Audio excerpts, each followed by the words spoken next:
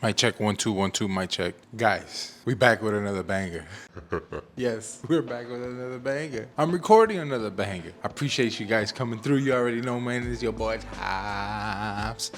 I'm back with another banger. Just in case you didn't catch the other 5 bangers that I said in the beginning of this video. But man, I want to say thank you guys for tuning in. If you guys are new, you already know, hit that subscribe button, hit that like button as well, and hit that notification bell so every time your boy Topz drops a banger like this one, you guys will be notified to watch, man. Thank you guys so much. Make sure you guys follow your boy on Twitter, Instagram, and do I have anywhere else? Oh, just and mainly here, bro. Mainly here. But as you guys know, man, we're here to talk about whatever's in the thumbnail, whatever's in the title. I know what shoe we're gonna be talking about. I'm pretty sure you guys know what shoe we're gonna be talking about because it's in the title and the thumbnail. So I just want to say I am accepting an award. Yes, I am accepting an award here. The World Greatest Dad Award goes to me, TopzWorld, also known as Adrian Ruiz. I take this award very grateful. But besides this award, I would also like to accept this sneaker right here. Yes, guys, we're going to be talking about the early look of the Air Jordan 11 Columbia. But also, if you guys haven't checked it out yet, I would like for you to check out this sneaker right here, the black toe Air Jordan 14. If you guys haven't checked out this video yet, it'll be put up right here. A card somewhere up here on the thing, wherever YouTube likes to put it at. All right. So right here in today's video, we got the Air Jordan 11 Columbia Legend Blues, whatever the name you guys want to go and give it. Yes, I'm super hype about these. I'm so glad they are releasing this year official tissue. As you guys can see, I got the shoes in my possession. I've had them for quite a while now. I want to say about 2 weeks now. And let me tell you something. I've had some time with the shoe to look at it. Even though there's still not much to look at, I still was able to analyze how this shoe came structured. And you know what, guys, I'm digging it. Basically, this video is about, is this shoe gonna sell out? How's this shoe gonna perform when it comes out? If I'm not mistaken, this shoe is gonna probably be retailing between $225 to $250. That's something I need to check. So according to StockX, these shoes are probably gonna be retailing for $230. I want to tell you guys maybe in between $225 to $230. I believe the DMPs or Gratitude, when they dropped last year, there were $230 if I'm not mistaken, right? If my memory is correct. But the shoe is scheduled to release in December 14th, according to other sneaker news and websites and StockX and all that good stuff that we use to look up market or whatever the case is, or where we look up our sneaker news. What I love about this shoe is the OG nostalgic. Yes, Jordan did not play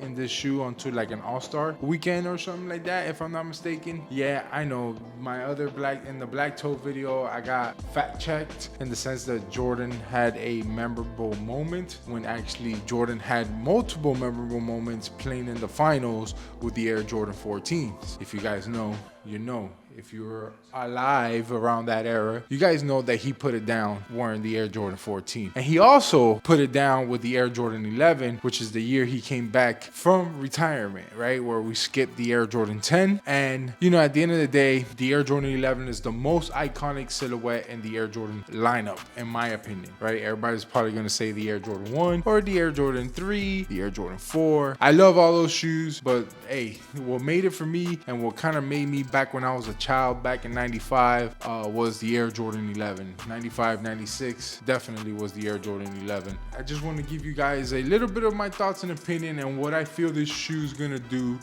once it releases. I feel like a lot of y'all need to be on your P's and Q's, especially if you're a Jordan collector and like to collect Jordan 11s, because they, come on, you guys could agree with me. The Air Jordan 11 is the most iconic Jordan silhouette. It's his favorite silhouette, Tinker Hatfield's favorite silhouette, a lot of people's favorite silhouette, including myself, right? But this shoe's gonna sell out, not instantly. It's gonna take a while. There's gonna be a lot of pairs out there, all right? There's a lot of pairs, early pairs already out there. As you guys can see, I got one in my hand. What I like about this shoe is basically the leather upper. Even though we do got a ballistic mesh tongue, the leather upper is what is gonna help this sneaker out, in my opinion. If you had the ballistic mesh upper as well, I think it'll probably be a little bit better, because of this slight difference on the upper of the shoe, it's probably gonna help it out as well, but not as much as the ballistic mesh upper, because it's true to the OG. That's how the OG pair was about. Now, I know I did mention that he wore these in an All-Star game.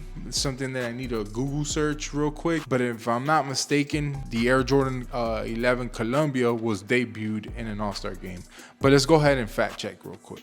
It's kind of hard to find because, you know, the shoe is releasing this holiday season, so you're seeing a lot of people that have articles and stuff like that talking about this specific release. So it's kind of hard to kind of find out. So just give me a second. Okay, I did find an article. Shout out to Sneaker News, and I was right. The Air Jordan 11 was debuted at the All-Star game, I believe, in 2001, which was the first time we saw the Air Jordan 11 Columbia, aka Legend Blue. I know that the first time they dropped them, they called them the Columbia, and I think the second release also had the Legend Blue name. I know the low tops, they gave them the Legend Blue name, but in my opinion, I like the Columbia name better because it's, I don't know, Legend Blue. I think it's just a colorway name in my opinion. But the sneaker right here is gonna be a sneaker that's probably gonna be a little tough to cop. You're gonna have to be on your P's and Q's when this sneaker releases, because let me tell you something, I think Nike's gonna be doing shock drops on this shoe right here probably 2 times before the release day, because I'm telling you, there's gonna be a crap ton of these sneakers available, bro. Like, there's gonna be a lot of these available, especially through the main source, which is Nike. Also, we're gonna see a lot of pairs with overseas, with different type of sizing, tagging, and this and that and the third. This shoe right here is gonna be, I'm like 98% sure that the shoe is probably gonna be produced in like different factories when it comes to the men's pair. You're gonna have a earlier production, you're gonna have a later production on this sneaker right here because it's a high demanded sneaker. I believe we're probably gonna see over 1 million pairs worldwide. I think one factory is probably gonna do a overseas pair, and then one factory is going to be doing the US pair, which can probably cause 1 or 2 things, right? The color changing of the outsole. You see how icy blue that is? We might get some that have a slightly less of a blue, more of a blue. Is going to be inconsistent. I'm telling you, this happens every year, every time the Air Jordan 11 release. I believe it started with like I think we had that same problem with the Cool Grays. We had that same problem with the DMPs that released last year. And we also had that same problems with the Air Jordan 11 Jubilees, which they have a distinct tint to the outsole, and it caused that situation where people thought they were getting fake pairs from GOAT. See, when you go to places like GOAT and StockX, I believe I can speak on GOAT because I know they have it publicly, where they do have hubs in places like China, Japan, Europe, places like that, because they do conduct business everywhere else in the world. And of course, since sneakers are very high demanded here in the US, basically what I'm trying to say is, if you want it and GOAT has them in stock, because these shoes do sit overseas and there's a higher demand here, you're gonna end up with an overseas pair. So let's say, for an example, this shoe releases December 14th and you didn't have the funds, whatever your situation is at the time, you couldn't copy your size on Nike Sneakers app, Foot Locker, wherever they release these shoes at. Let's say you take an L across the chart and you're like, hey, I'm willing to pay resale for this shoe. Let's say the shoe is $290 reselling. You're about to spend $340 on this shoe right here, which to me, in my opinion, is worth it. So let's say you go over to GOAT, because in my opinion, I feel like if you were to ask me if I was to buy resale from a third-party market like a GOAT, StockX, eBay, GOAT is like my priority, like my first go-to spot. And then places like eBay, and then my final results is going to be those Poison, or I don't even want to even use those places because, like I said, not a lot of people use that platform. We're talking about the platform that a lot of people use. I would definitely, my first place to go to is GOAT. And if GOAT, you'll see in places like let's say I'm a size 13, I go ahead and I select a size 13, you'll see they have defect or whatever, blah blah blah blah blah blah. If you see pictures with a white background and a black glove within the picture or something like that, just know it's a GOAT facility. That means they have the shoe in stock, because these shoes sit overseas, like I said earlier, because that's what the people who ship from overseas, DHL. Just because it's coming from DHL, that doesn't necessarily mean that the shoe that you're receiving, it's a Matty Grapes, aka UA, aka fake sneaker. So